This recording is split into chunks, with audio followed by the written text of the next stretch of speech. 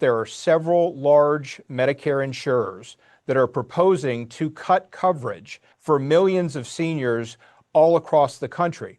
There have been 120,000 seniors who have had their non-melanoma skin cancer cured by IGSRT, yet these insurers are putting forth proposals that would end that coverage potentially as soon as the end of this month. And it makes no clinical sense. No one argues that IGSRT is 99.3% effective. Yes. And it's delivered in dermatologist offices all over the country.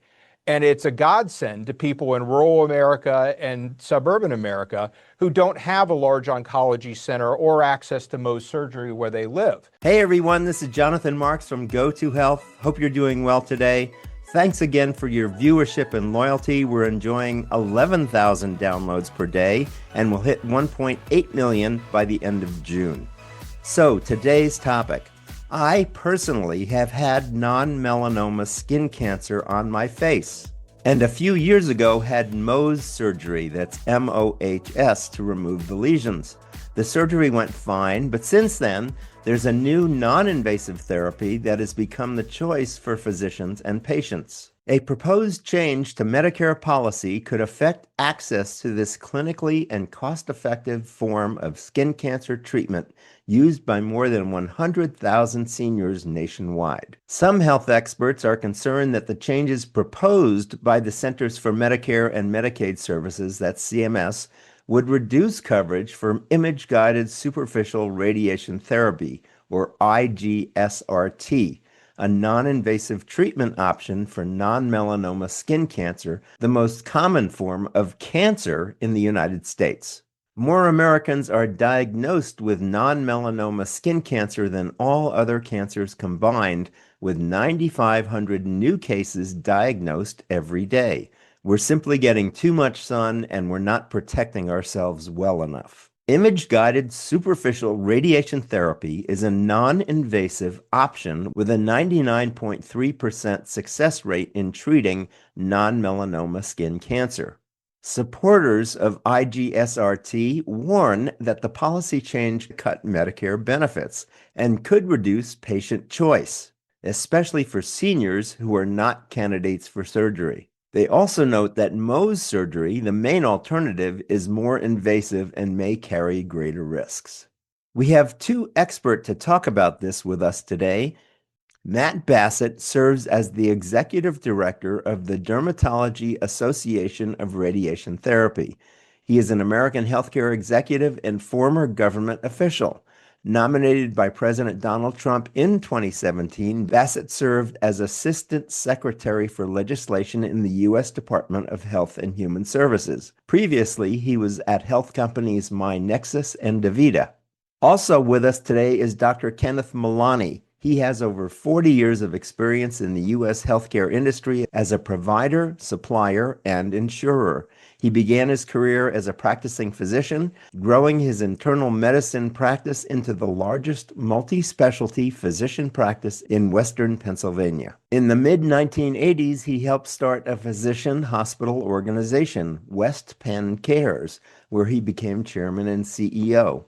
And in 1989, he joined Highmark, Inc., where he spent the next 23 years of his career in a variety of positions, including president and CEO. He now has his own healthcare consulting firm, KRM Group, LLC. So welcome to the show, Matt Bassett and Dr. Kenneth Milani. How are you each today? Great, thank you. Good, Jonathan. Thank you for having us. Good, my pleasure. So Dr. Milani, let's talk about non-melanoma skin cancer first. It's the most common cancer in the U.S., 5 million people have had it, and 9,500 more are diagnosed every day.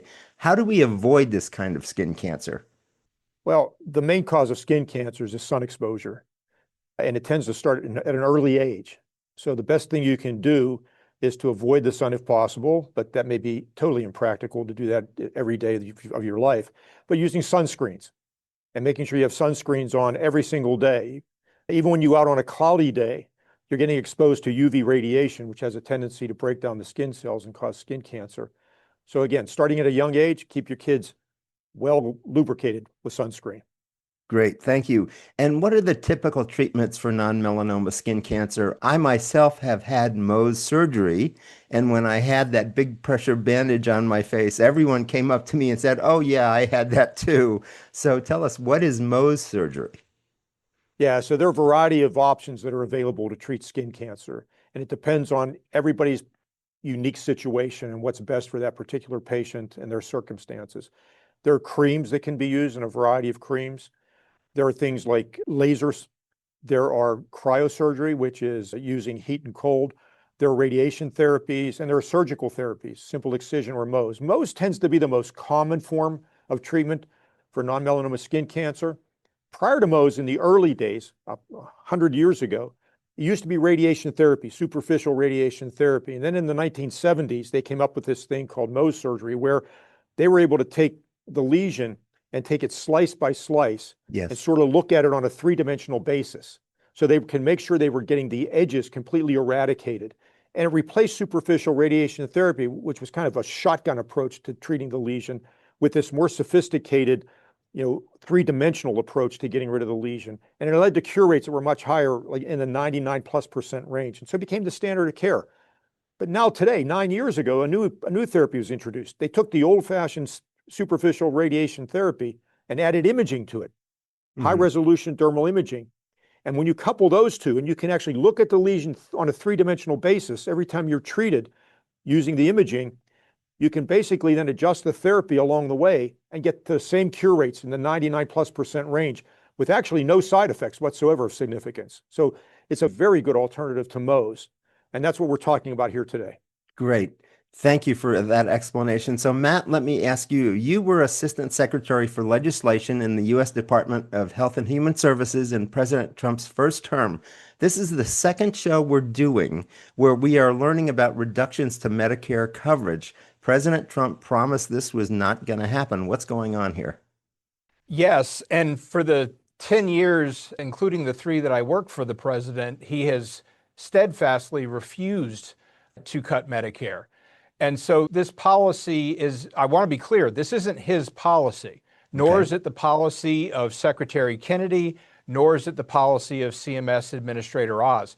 But the reality is there are several large Medicare insurers that are proposing to cut coverage, not limit coverage, cut the coverage for millions of seniors all across the country.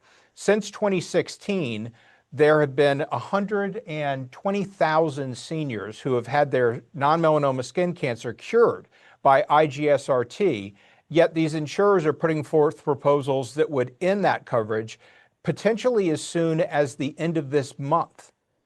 And it makes no clinical sense. No one argues that IGSRT is 99.3% effective. Yes. And it's delivered in dermatologist offices all over the country. And it's a godsend to people in rural America and suburban America who don't have a large oncology center or access to Mohs surgery where they live.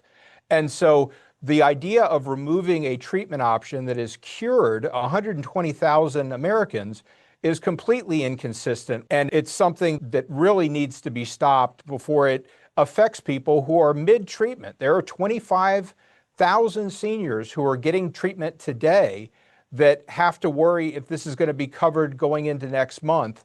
And that is a failure of policy. It is putting the interest of corporate medicine above that of patients. And that is something that CMS, under Dr. Oz's leadership, should stop. Got it. So what's causing this change here? Is it really the insurers who are recommending this change or wanting this change? And is there anything CMS can do to stop it or change it? CMS absolutely can stop this change. They're in the open comment period now that ends on June 28th.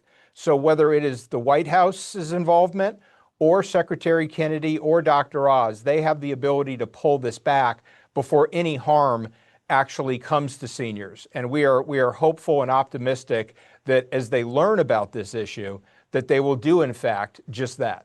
Got it. So before I go on with questions, people can visit patientsact.org to learn more.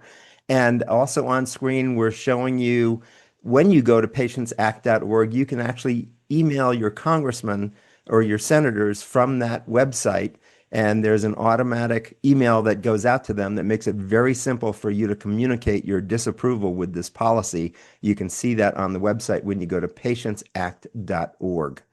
So let me come back, Matt. Who is pressing this change? Is it the insurance companies themselves that don't want to cover this practice anymore? It's the insurance companies have not been covering this for some time. It's actually the Medicare administrative contractors who work on behalf of CMS. So it's CMS that has the proposed policies on coverage and coding and payment that are being introduced. And that's where this is. So it's really CMS that's now changing its position. After paying for this for 9 years, Yes. they're now in a position where they're threatening to pull the plug and to quit paying for the service. And that's, as Matt said, that's extremely surprising. All my years in industry, as one of the largest Medicare intermediaries or MACs in the country, I've never seen anything like this happen. And what's causing this? Do we know what's behind this? Well, we believe that it's self-interested organized medicine. Okay. There are groups of organized medicine that are behind this. So there are people in organized medicine from the radiation oncology perspective and the Mohs surgeons who are threatened by IGSRT. And they have been lobbying for quite some time to try to get changes made and eliminate IGSRT from the marketplace. And it seems that they've finally effectively gotten to CMS. Ah, so this is really cutting into their current business, and it's a new therapy that is an alternative, and they're not happy with that, is what I'm hearing. It's the perception that it's cutting into their business. It's in reality, it's not really cutting into anything. Okay. When you consider that 1 in 5 Americans will be diagnosed with non-melanoma skin cancer, the only question that should be asked policy-wise about IGSRT is why is only seniors on traditional Medicare able to get it? Everyone should have access to this. It is painless. It is non-invasive. It is done in dermatologist offices all across the country. We should be expanding coverage to meet the need that is growing rapidly. This is growing faster than all other forms of cancer combined. So any idea of removing a tool from the toolkit in the fight against cancer is unbelievably unwise. I couldn't agree more. Before we end, let me just ask a final question. What message would you like to leave with people today? I mean, there's so much change going on. How would you like people to act? What action would you like them to take? What should we know about this? Well, Jonathan, I would go back to your earlier point to please go to patientsact.org. Not only can you email your elected representative, but you can also email these insurers directly who are accepting feedback because they're required to. And I know that they have received tens of thousands of letters in opposition to this. So it makes it very easy for you to send emails to all 5 of the insurers. You can also email the White House to encourage them to pull this policy, in addition to the leadership at HHS and at CMS. And if enough people voice enough concern, it is our hope that this could be pulled back before the end of this month and before treatments are stopped for millions of seniors. And what is the name of this policy that people should be aware of that we should be communicating? Yeah, it's a policy regarding image-guided superficial radiation therapy. IGSRT, either eliminating coverage or eliminating payments because both have the same effect. Got it. Dr. Milani, any final words? My only final words is, if you do think you have a skin lesion, go see your primary care physician or your dermatologist, get it checked, and make sure that they offer you all the options that are available, not just force you to have Mohs surgery. Got it. Thanks both of you so much for being with us today. We've been talking with Matt Bassett. He serves as the Executive Director of the Dermatology Association of Radiation Therapy. He's an American healthcare executive and former government official nominated by President Donald Trump in 2017. He served as Assistant Secretary for Legislation in the U.S. Department of Health and Human Services, and previously he was at health companies MyNexus and DaVita. And Dr. Kenneth Milani has over 40 years' experience in the U.S. health industry as a provider, supplier, and insurer. He began his career as a practicing physician, growing his internal medicine practice into the largest multi-specialty physician practice in Western Pennsylvania. It's been great having both of you on the show today. Thanks for being with us and educating about this change. Thank you, Jonathan. This has been Jonathan Marks with Go to Health. And remember, as we say at the end of every show, go to health. Take care. We'll see you again next time. Bye-bye.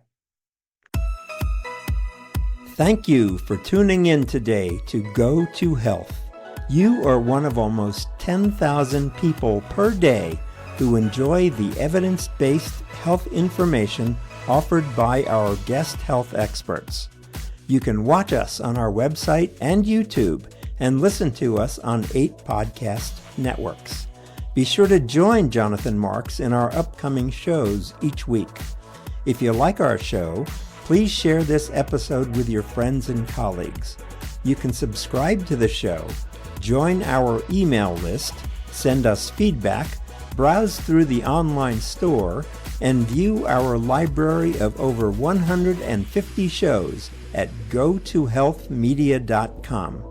See you next time, and remember to elevate your life with Go to Health.